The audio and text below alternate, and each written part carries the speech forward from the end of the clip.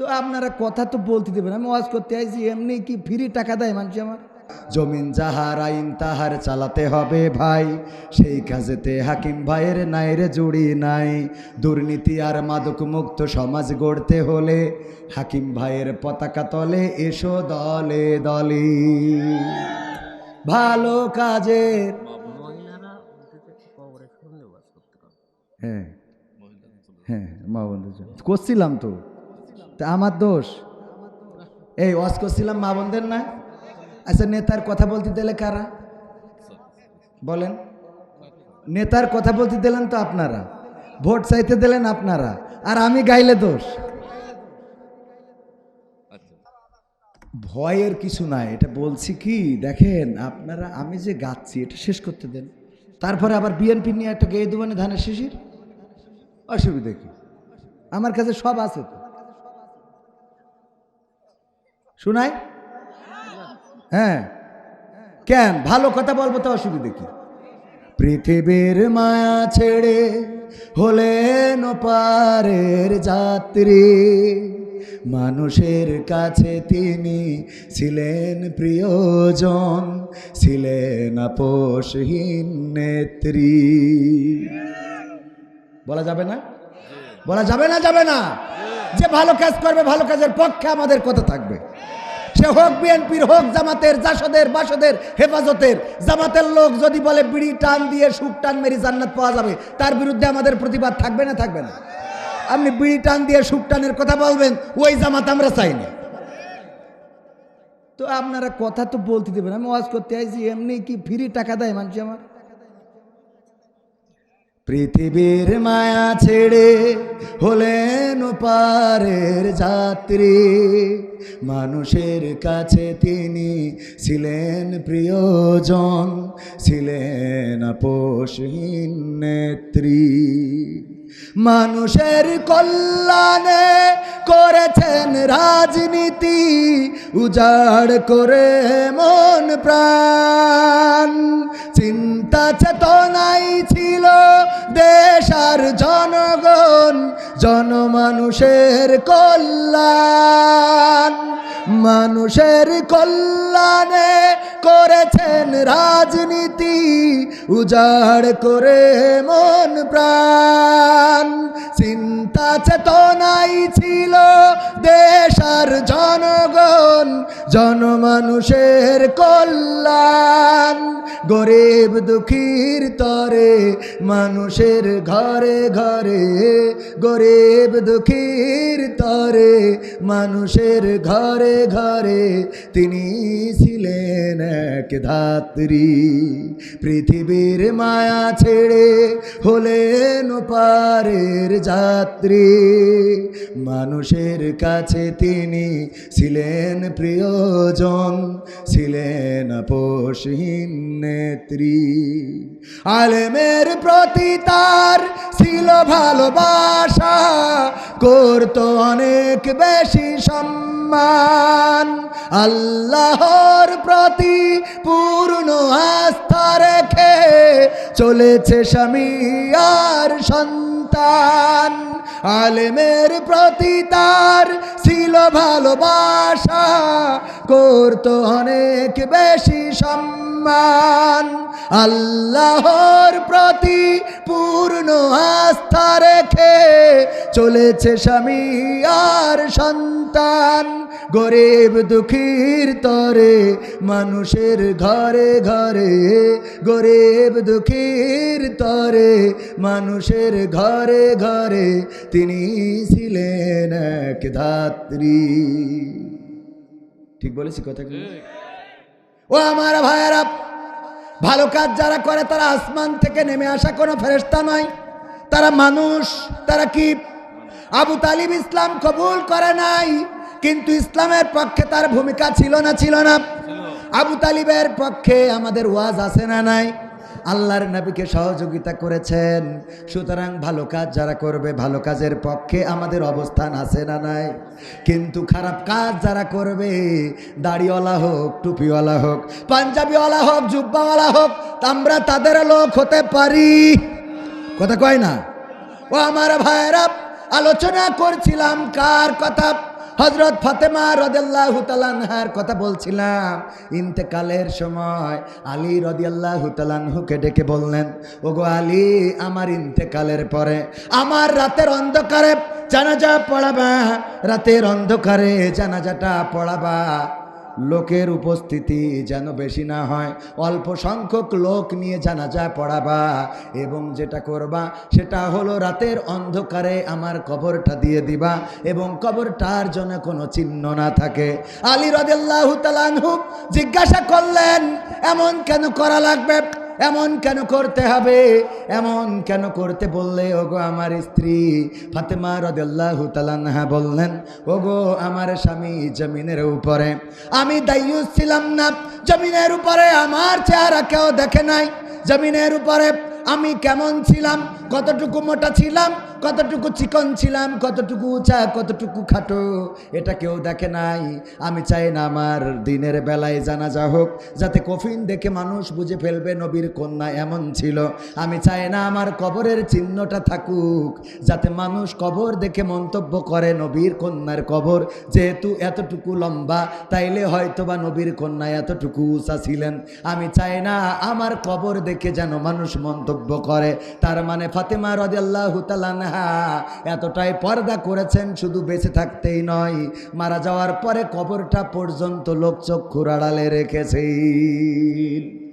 আর আজকের মা বোনেরা নিজেদেরকে প্রদর্শন করাতে ব্যস্ত। আমার আল্লাহ বলেছেন, আমার আল্লাহ বলেছেন, ওয়াকারনা ফি বুয়ুতিকুন্না ওয়ালা তাবাররাজনা তাবাররুজাল জাহিলিয়াতিল উলা। ওগো নারীরা, পর্দার মধ্যে থাকো, জাহেলি যুগের মেয়েদের মতো সাজুগুজু করে নিজেদেরকে প্রদর্শন করে বেড়ায়ও না। এই কথা বলে দিলেন আল্লাহ। আর আমার মা বোনেরা আল্লাহর সাথে প্রতিযোগিতা করে বিউটি পার্লারগুলো থেকে সাজুগুজু করে আলকাত্রা বেগম পরিমণিতে রূপ নেয়। বলেন ঠিক কিনা? এটা কি করা যাবে? এটা কি করা যাবে? না, যাবে না। তাহলে কি করতে হবে? মা বোনেরা পর্দা করে চলবেন, স্বামীর আনুগত্য মেনে চলবেন। স্বামী যেটা বলে, স্বামীর কথাগুলো ফেরাউনের স্ত্রীর মতো। মাঝে মাঝে কোনো যুবক যদি দোয়া চাই, বলে হুজুর বিয়ে করব, দোয়া করে দেন। বলি আল্লাহ যেন তোমার ফেরাউনের বউয়ের মতো বউ দান করে দেয়। কয় হুজুর এমন মানুষের বউ বানাই দিলেন, এমন মানুষের বউয়ের মতো বউ চেয়ে দিলেন। আমি বলি শোনো, ফেরাউন ছিল এত খারাপ, এত খারাপ, পৃথিবীর মানুষেরা তো 41 সাল পর্যন্ত ক্ষমতা চেয়েছে, তারা 41 সাল পর্যন্ত থাকতে চেয়েছে। আর ফেরাউন ছিল এমন একজন যে আল্লাহর চেয়ারটা ধরে টানতে চেয়েছে। ঠিক না বেঠে? বলেছে আনা রব্বুকুমুল আলা। এই কথা বলা মানুষটা সে ছিল ফেরাউন। আর তার স্ত্রী আসিয়া কোনোদিন এই ফেরাউনের অবাধ্য হয় নাই, কোনো কথার অবাধ্য হয় নাই, শুধু একটা ছাড়া, সেটা হলো যখন বলেছে আমাকে রব হিসাবে মেনে নাও, স্ত্রী বলেছে রব হিসাবে মাথাটা নত করেছি কার কাছে? ইন্না সলাতি ওয়া নুসুকি ওয়া মাহিয়ায়া ওয়া মামাতি লিল্লাহি রাব্বিল আলামিন। আমি আমার নামাজ, আমার কুরবানি, আমার জীবন, আমার মরণ সব বিশ্ব প্রতিপালকের জন্য করে দিয়েছি। সুতরাং ওগো ফেরাউন, তুমি আমার স্বামী হিসাবে তোমার গা টিপে দেব, তোমার পা টিপে দেব, তোমার মাথা ছেড়ে দেব, তোমার উকুন বেছে দেব, তোমার গরমে বাতাস করে দেব, তোমার মশারিটা টানিয়ে দেব, তোমার পায়ের মোজা পরিয়ে দেব, তোমার জুতার ফিতা বেঁধে দেব। কিন্তু শুধুমাত্র একটা জায়গায় তোমারে বসাতে পারবো না, সেটা হলো রবের জায়গায়। আমি আমার স্বামী ফেরাউনকে বসাতে পারবো, কারণ স্বামীর স্থান স্বামীর জায়গায়, রবের স্থান রবের জায়গায়। এই কথা বলে দিলেন। ওগো আমার নারীরা, আল্লাহর হুকুম শুধুমাত্র স্বামীর কথা শুনে তরক করা যাবে না, বাকি সব কথা স্বামী যদি বলেন পর্দা করে চলো করবেন, স্বামী যদি বলে ভাত রান্না করো করবেন, স্বামী যদি বলে পান্তা ভাত খাবো না গরম রেঁধে দেবেন, স্বামী যদি বলে তরকারি খাবো না গোশত রান্না করে দিবেন। এইভাবে স্বামীর সব হুকুম মানতে হবে। আল্লামা সাঈদীর একটা ওয়াজে শুনেছিলাম, নারীদের অবস্থা তো এমন, যা বলে করে তার উল্টা, এমন নারী সমাজে আছে না নাই? আল্লামা সাঈদী বললেন, একজন তার স্ত্রী নদীতে গিয়েছিল গোসল করতে, নদীর স্রোতে ভেসে গেছে, দক্ষিণ দিকে স্রোত যায়। খবর আসলো তোমার স্ত্রী গোসল করতে যেয়ে হঠাৎ করে নদীর স্রোতে ভেসে গেছে। ওই স্বামী দৌড়াইয়ে যেয়ে জিজ্ঞাসা করলো পড়েছে কোথায়, বললো এই জায়গায়। স্রোত যায় দক্ষিণ দিকে, স্বামী দৌড় দিয়েছে উত্তর দিকে। স্বামী দৌড় দিয়েছে উত্তর দিকে। কি ব্যাপার, তোমার স্ত্রী তো পড়েছে এই জায়গায়, স্রোত যায় দক্ষিণে, উত্তরে দৌড়ায় কেন? কয় আমার স্ত্রীর ব্যাপারে তোমরা জানো না। আমার স্ত্রীরে যদি বলেছি রাত ও বলেছে দিন, যদি বলেছি সাদা ও বলেছে কালো, যদি বলেছি ভাত ও বলেছে পানি, আমি যদি বলেছি লবণ ও বলেছে ঝাল, সব কিছুতে উল্টা উল্টা উল্টা উল্টা। বলেছি বুরখা পরতে, ও তত সেজে বুঝে বের হয়েছে। বলেছি আজ বাবার বাড়ি যাবা না, ওই দিন যেয়ে বসে রয়েছে। আজকে নদীতে পড়ার পরে ও ওই দক্ষিণে স্রোতে ভেসে যাবে এটা বিশ্বাস করি নে, ও নিশ্চয় উল্টো মুখ চলা শুরু করিয়েছে। আসলে কি এটা সম্ভব হবে? মারা যাওয়ার পরে এটা সম্ভব হবে না। একবার এক মাছ আর এক সাপ দুইজনে বন্ধু পাতিয়েছে। টাকি মাছ, চ্যাং মাছ চেনেন? টাকি মাছ বা চ্যাং মাছ আর একটা ধুড়া সাপ দুইজনে বন্ধুত্ব করেছে যে দেখো আমরা একে অপরের বন্ধু, চলো একসাথে গল্প করতে করতে আমরা একটু জুনাইল যাই। খালের মধ্যে দিয়ে যাচ্ছে, সাপ খালি এই এই করে। হ্যাঁ, মাছ বলতেছে যে তোর জন্য তো রাস্তায় চলা যায় না, এই রাম এরাম এরাম এরাম সুজা চল। হ্যাঁ, মাছ বলছে আমি তো একদিন লেজ দিয়ে আসতে করি বাড়ি দিয়ে চলে যাচ্ছি সুজা, আর তুমি খালি তোর সাথে চলা যায় না। যত বলছে ও তত আরো সমস্যা আছে না নাই? ও কি পারবে? চেষ্টা করিও। মাছ বলল বন্ধুত্ব কাটাকাটি তোর সাথে না, আমি প্রয়োজনে পাবনায় থাকবো না, নাটোরবাসীর সাথে বন্ধুত্ব করব। ব্যাস কাটাকাটি করে চলে এসেছে। ওই সাপ যাইতে যাইতে চাষি অথবা মাছ ধরা জেলে জাল পেতেছে, জালে বেঁধেছে, মেরে আইলের পরে শুয়াই রেখেছে। মারার পরে কি এবার সুজা আছে না নাই? টাকি মাছটা ঘুরতে ঘুরতে দেখে আইলের পরে, কয় দোস্ত এখন সুজা কেন? কথা কয় না, এখন সুজা কেন? এত যে বললাম এমনে এমনে করে না, শুনলে না শুনলে না, এখন তো ঠিকই বাটাম খেয়ে সুজা হয়েছ। ওগো আমার মা বোনেরা, পর্দা করেন না, আপনি বুরখা পরেন না, আপনি স্বামীর কথা শোনেন না, স্লোগান দেয় শাক ভাত খাবো না, কুড়ে ঘরে থাকবো না, বর্ষা বাদল মানবো না, স্বামীর কথা শুনবো না, বিরাকের অফিসার এনজিওর অফিসার যা বলবে প্রাণ থাকিতে ফেলবো না। এমন নারী আছে না নাই? ও দুনিয়া ছাড়তে রাজি কিন্তু এনজিওর চাকরি ছাড়তে রাজি। এমন নারী আছে না নাই? ও আমার মা বোনেরা, যদি এইগুলো করেন যেদিন মারা যাবেন, যারা এখন কাপড় পরে না সব দেখায় বেড়ায়, সেদিন দেখলাম টেলিভিশনে, ওই যে ইউটিউবে ফেসবুকে সামনে আসলো পাতলা কাপড় পরা। জিজ্ঞেস করতেছে সাংবাদিক যে আপনার কি শীত লাগে না? বলছে না আমার শীত ধরে না।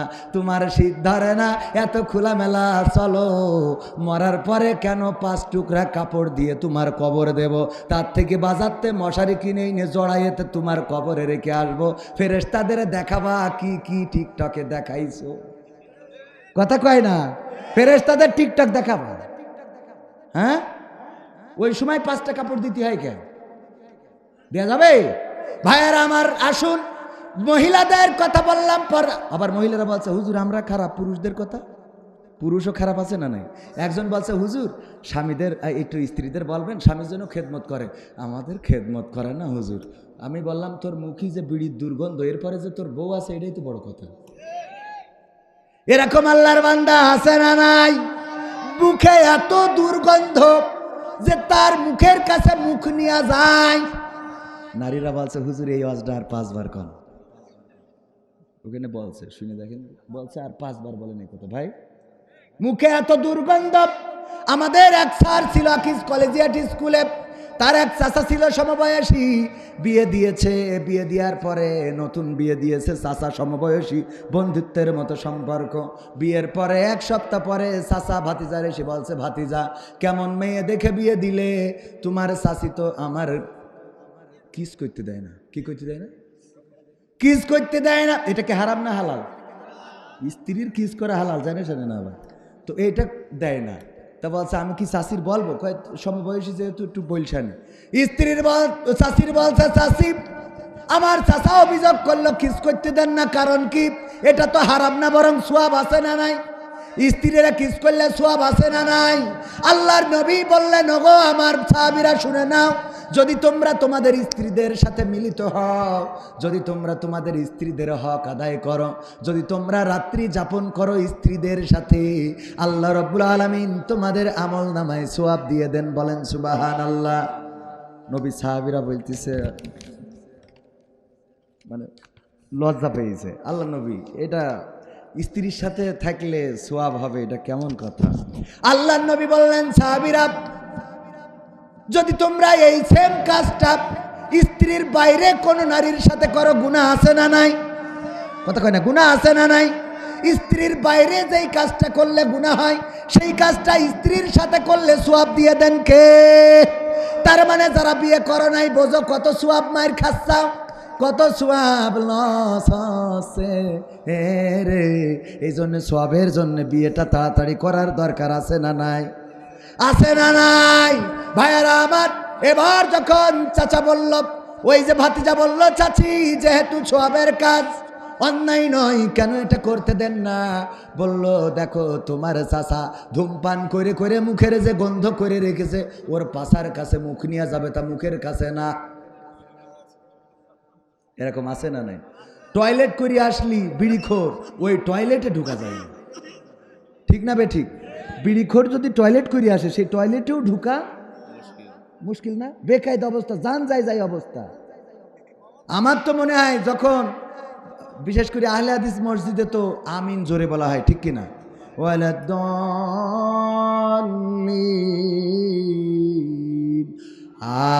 আমিন, এই যে আমিন বললো, আর যেখানে আসতে বলে সেখানে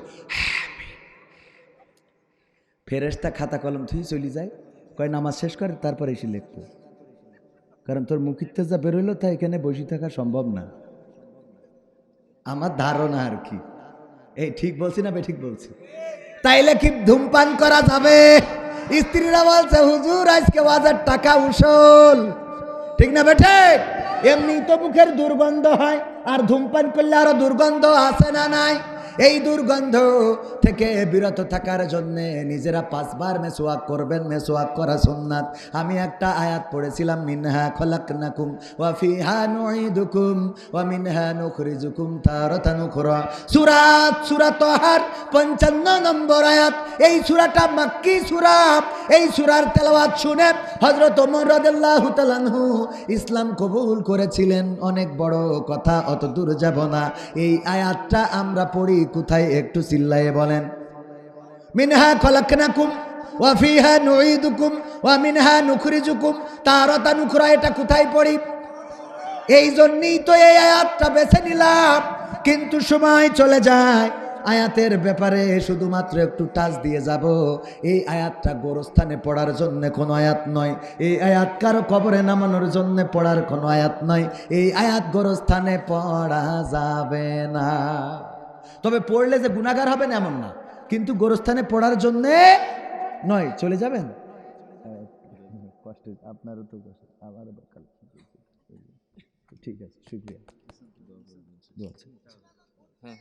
ও আমার ভাইয়েরা, একটু ভাইদের ব্যস্ততা আছে, বিদায় দিলাম। আপনারা কি চলে যাবেন? চলে যাবেন? আর একটু কি থাকা যাবে? কারা কারা থাকবেন হাত দেখতে চাই। লিল্লাহি তাকবীর, নারায়ে তাকবীর। আল কোরআনের আলো, আল হাদিসের আলো, আমার নেতা তোমার নেতা, নারায়ে তাকবীর। ও আমার ভাইয়েরা, কত কথা বলতে মনে চায়, কত কথা মনের মধ্যে, কত ব্যথা মনের মধ্যে। সব কথা বলা যায় না, সব কথা বলা হয় না, কিন্তু যেই কথাগুলো বলবো সেই কথাগুলো আমাদের কাজে লাগবে। ও আমার ভাইয়েরা, আমি কোনো দলের দালালি করতে আসি নাই, আমি কোনো দলের গুলামি করি না। গুলামি করি কার? আমি কোরআন দিয়ে মিলাই। এই কোরআন আছে যেখানে আমিও আছি, এই কোরআন আছে যেখানে আমরা আছি, কোরআন নাই যেখানে আমরা নাই। কোরআন নাই যেখানে, আমরা নাই সেখানে। আমার সভাপতি গোরস্থানের উদ্যোগে মাহফিল দিয়েছে, এই জন্যে কবির বিন সামাদকে পাওয়া গিয়েছে। এই যদি গোরস্থানের উদ্যোগে বলতো যাত্রা পালা হবে, কবির বিন সামাদ তোমারে অভিনয় করা লাগবে। আমি অভিনয় করতে পারি না। আমি আসতাম নাটোরে, কি কোনোদিন এসেছি? পাবনায় কোনোদিন যাত্রাপালায় দেখা গেছে? কোনোদিন অপ্রিয়া তুমি কোথায় দেখা গেছে? কোনোদিন কনসার্টে পান নাই? আমারে যদি 50,000 কেন 50 লাখ 50 কোটি টাকা দেন, আর যদি বলেন পরিমণির সাথে একটু হাত ধরে একসাথে স্টেজে উঠতে হবে, উঠবো আমি? পাইছেন কোনোদিন? না, একদিন অফার দিয়েই দেখেন। শান্ত ভাই, আপনার তো টাকার অভাব নাই, ঢাকায় থাকেন, একদিন অফার দিয়েই দেখেন না, একটু টেস্ট করার জন্য যে হুজুর আমাদের আমরা না, এটা পাওয়া যাবে, আমাকে ওই জায়গায় পাওয়া যাবে। কোরআনের সাথে যারা করবে দ্বন্দ্ব, তাদের সাথে কবু হবে না আপোষ। কোরআনের সাথে যারা করবে দ্বন্দ্ব, তাদের সাথে কবু হবে না আপোষ। জেল জুলুম হলেও হবে, জেল জুলুম হলেও হবে, বিবেকের কাছে তবু রব নির্দোষ। আমার রবের কাছে রব নির্দোষ, মহান প্রভুর কাছে রব নির্দোষ। কোরআনের সাথে যারা করবে দ্বন্দ্ব, তাদের সাথে কবু হবে না। কোরআনের কথা যারা বলে যায় আজ, তাদের দমাতে কত ফন্দি। কাউকে ধরে নিয়ে দিয়েছে ফাঁসি, কাউকে রেখেছিল বন্দি। ঠিক না বেঠে? কোরআনের কথা যারা বলে যায় আজ, তাদের দমাতে কত ফন্দি। কাউকে ধরে নিয়ে দিয়েছে ফাঁসি, কাউকে রেখেছিল বন্দি। হক কথা বললেই জ্বলে যায় গা, কোরআনের কথা সইতে পারে না। হক কথা বললেই জ্বলে যায় গা, কোরআনের কথা সইতে পারে না। জানি না তাদের আমাদের পরে কেন এত আক্রোশ। আক্রোশ আছে না নাই? আমি বলি, যদি বাংলাদেশে জামাত ইসলাম সরকার গঠন করে, প্রথম বছর অন্তত আমাদের বক্তাদের মাহফিল করা হবে। কারণ জামাত ক্ষমতায় গেল, ধরে নেন ইসলামী দল ক্ষমতায় গেল, চরমনা ক্ষমতায় গেল, আর মনে করলেন রাতারাতি দেশে সুদ বন্ধ হয়ে গেল, ঘুষ বন্ধ হয়ে যাবে, সিনেমা বন্ধ হয়ে যাবে। রাতারাতি হবে না, হবে না। এইবার যখন সিনেমা বন্ধ হবে না, কবির বিন সামাদ যখন ওয়াজ করে বলবে আজকে বাংলাদেশে সিনেমা কেন চলে, এই অপরাধে কবিরের নামে মামলা হবে রে। কারণ সে সরকারের বিরুদ্ধে কথা বলেছে। আপনি মনে করছেন যে আমরা মনে হয় কোনো দলের দালালি করি? আমরা দালালি করি কার? চোর চুরি করলে হাত কেটে দাও বিধান কার? জামাত ক্ষমতায় গেল, কালকেতেই বাজে এইটা কায়েম হয়ে যাবে। চরমনা ক্ষমতায় গেল, কালকেই কায়েম হবে। এইটা যদি কাল কায়েম না হয়, পরের দিন যদি বলি এই রাষ্ট্রে কেন চোর চুরি করলে হাত কাটার বিধান এখনো হয় নাই, আমি ডাক্তার শফিকুর রহমানের কাছে জবাব চাই, পরের দিন মামলা। মনে করছেন হুজুররা মানে জামাত ক্ষমতায় এলে খুব ভালো থাকবে? না, রাতারাতি হবে না, এটা অপেক্ষায় থাকতে হবে। এই জন্য এবার বিএনপি ক্ষমতায় আসলো, চোর চুরি করলে হাত কেটে দিয়ে আর বিধান কায়েম করলো, তাহলে আমি হুজুর বিএনপির পক্ষে। পাকামো বোঝে না, হ্যাঁ? কথা তো আগে বুঝতে হবে, ঠিক আছে না বাজান? কথা ঠিক আছে তো? কারণ কোরআন আছে যেখানে, আমরা আছি সেখানে। কোরআন আছে যার সাথে, আমরা আছি তার সাথে। এর বাইরে তো চলা যাবে না। সভাপতি সাহেব উনি মুক্তিযোদ্ধা, এখানে আছেন কেন? কোরআনের সাথে সম্পর্ক রেখে, ঠিক কিনা? এখানে যদি কোনো কারণে আমারে নামাই দিয়ে পরিমণির এনে তুলতো, সভাপতি এই মাহফিলার সভাপতি থাকতো, বলতো পদত্যাগ করলাম, বলতেন না আপনি? কারণ আমি চাইছি মাহফিল দিতে, আপনারা এনে নিয়ে আসেন যাত্রাপালা হবে এইটা। তাইলে কি আর একটু শোনাবো? শোনাবো, কিন্তু একটু কাজ রয়েছে বাবা, এই কাজটুকু তো করা লাগবে। মৃত দেলোয়ার, আচ্ছা এই যে কবরের কথা বলছিলাম, মিনহা খলাকনাকুম ওয়া ফিহা নুঈদুকুম ওয়া মিনহা নুখরিজুকুম তারাতান উখরা, এটা কোথায় পড়া যাবে না?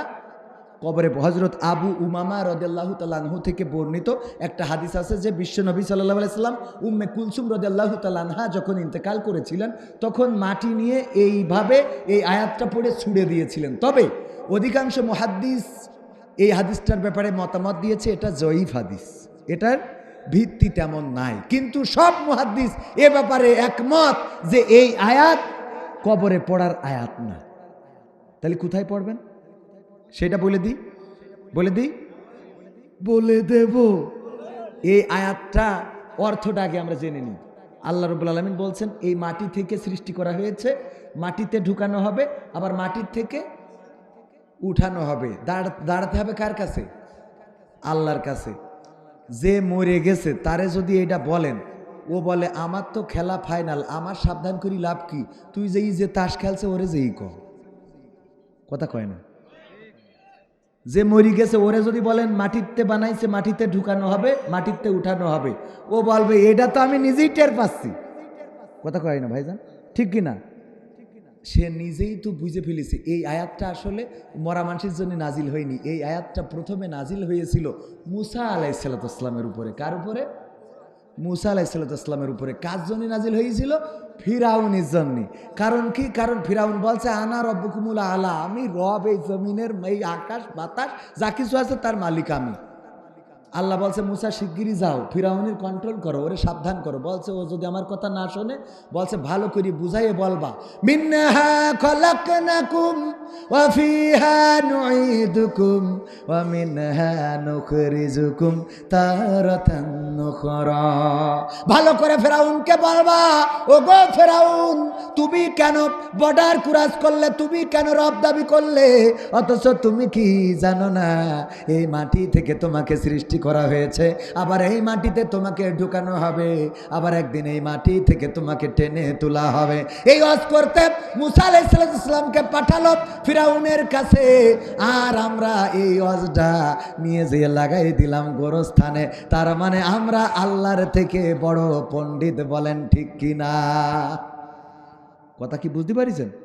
তার মানে এই আয়াতটা পড়তে হবে সবচেয়ে ক্ষমতাধর ডক্টর ইউনূসীর, বলতে হবে ওসমান হাদির খুনিরা এখনো কেন ধরা খায় নাই। মিনহা খলাকনাকুম ওয়া ফিহা নুঈদুকুম ওয়া মিনহা নুখরিজুকুম তারাতান উখরা। ওগো ডক্টর ইউনূস, তুমি কি জানো না এই মাটি থেকে তোমাকে সৃষ্টি করা হয়েছে, মাটিতেই ঢুকাবে, মাটিতে উঠাবে, এখন আসামি ধরা খায় নাই, ওই বিচারের কাঠগড়ায় কি জবাব দিবা? এইটা বলতে হবে ডক্টর ইউনূসীর। আমরা যে এই গোরস্থানে পড়ি,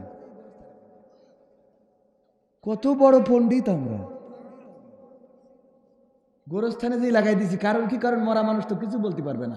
মুক্তিযোদ্ধা অন্যায় করেছে তো, মুক্তিযোদ্ধা তো কি হয়েছে? আওয়ামী লীগের নেতা অন্যায় করেছে, বিএনপির নেতা অন্যায় করেছে, সেই নেতা যেই বলতে হবে মিনহা খলাকনাকুম ওয়া ফিহা নুঈদুকুম ওয়া মিনহা নুখরিজুকুম তারাতান উখরা।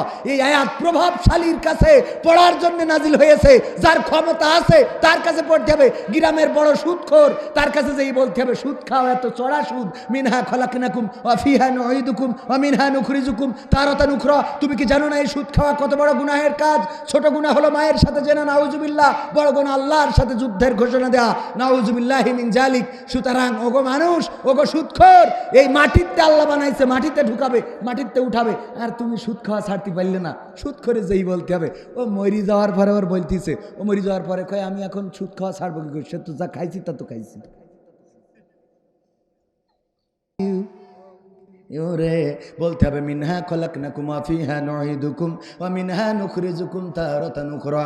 ওগো সুন্দরী, তোমার সাথে প্রেম করা সম্ভব না। তুমি কি জানো না এই মাটিতে তোমারে বানাইছে, মাটিতে তোমারে ঢুকাবে, আবার মাটি থেকে একদিন তোমারে টেনে উঠাবে। সুতরাং তোমার আমার প্রেমের সম্পর্ক হইতে পারে না। ক্ষমতাধর যারা, এই আয়াতটা তাদেরকে শোনাইতে হবে। কোন নারীকে যদি কোনো পুরুষ প্রস্তাব দেয়, তোমারে বড্ড ভালো লাগে, ও সখী তুমি এত সুন্দরী রে, তখন বলতে হবে মিনহা খলাকনাকুম ওয়া ফিহা নুঈদুকুম ওয়া মিনহা নুখরিজুকুম তারাতান উখরা। ও আমার ভাইয়েরা, ওই কবরের জন্য প্রস্তুত হওয়ার দরকার আছে না নাই? তাহলে কবরে যাওয়ার আগে আমাদের সচেতন হতে হবে, সাবধান হতে হবে। সেই গোরস্থানের উদ্যোগে এই মাহফিল, এই গোরস্থানে অনেক গেট দেখেছেন আপনারা, অনেক সুন্দর করে করেছে। গোরস্থানের উন্নয়নে নানান রকম কাজ করা হয়। ওই কবরে আমরা একদিন চলে যাব, আমাদেরকে একদিন চলে যেতে হবে। সেই কবর, এই গোরস্থানটা সংরক্ষিত থাকুক, সুন্দর করে রাখুক, এটা কি আমরা চাই না? চাই কারা কারা? হাত উঁচু করেন।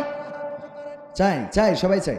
দুয়ারে আইসা সে পালকি দে সাজাইয়া দে রে আমায়, দুয়ারে আইসা সে পালকি দে সাজাইয়া দে। বড়ই পাতার গরম পানির, বড়ই পাতার গরম পানির গোসল সাইরা দে, দুয়ারে আইসা সে পালকি দে সাজাইয়া দে রে আমায়, দুয়ারে আইসা সে পালকি দে সাজাইয়া দে। এ বাবা আপনারা উঠলে আর মানে একটুখানি 10 মিনিট 10 মিনিট। ও আমার ভাইয়েরা, এই দুয়ারে পালকি চলে আসবে, আমাদের কবরে চলে যেতে হবে। আমাদের হাফেজ ভাইয়েরা তাদের তাহাজ্জুদের নামাজের সময় উঠতে হবে, কোরআন পড়তে হয়, সুবহে সাদিকের সময় ব্রেনটা সুন্দর থাকে, এই জন্য ওই সময় পড়লে মুখস্থ হয়। ওনাদের খুবই কষ্ট হয়ে যাচ্ছে যে 10টা কুরাস করেছে। আমি আর একটা দুইটা গান আপনাদের শোনাইতে চাই। এর মধ্যে একটা হলো পালাবো না, হ্যাঁ পলকের ঝলক গেল, পাশেই না সিংড়া, শোনাবো। এটা শোনানোর খুবই আকাঙ্ক্ষা, যদি আপনারা চলে না যান শোনাবো, কিন্তু তার আগে আমার একটু সহযোগিতা আপনাদের করতে হবে। সেই সহযোগিতা হলো এই গোরস্থানের